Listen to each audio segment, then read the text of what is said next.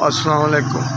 मैं फालिदा मरीज़ हाँ। मेरी सज्जी बांह दा बिल्कुल कम नहीं करती, नाल पेशाब की थैली लगी। दवाई किसी वेले है किसी नहीं, घड़ी तोला घड़ी च मासा तबीयत का कोई पता नहीं चलता कि हुण भी तबीयत बड़ी परेशान हुई।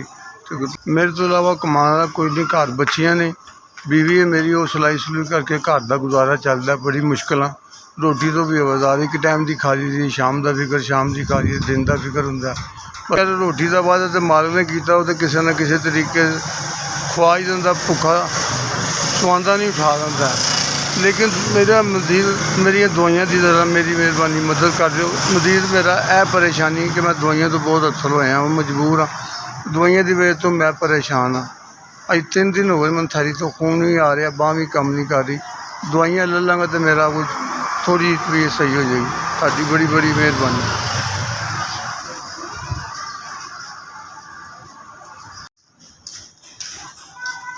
अस्सलाम वालेकुम। 5000 की मेरी मदद की पैसे मैं मिल गए हैं।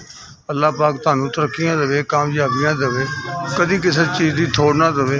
मालिक हमेशा तुहानू रिज़्क दिंदा रहे। तो तुसीं साडे जे गरीबां की मदद करदे हो, अल्लाह पाक तुहानू इसका जिहदा अदर देगा।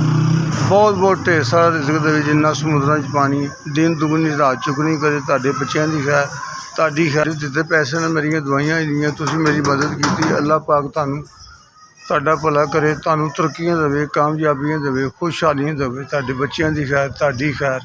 अल्लाह पाक तुहानू ऐसा साथे सिर ते सलामत रखे। मालिक तुहाडी खैर करे। बहुत बहुत मेहरबानी।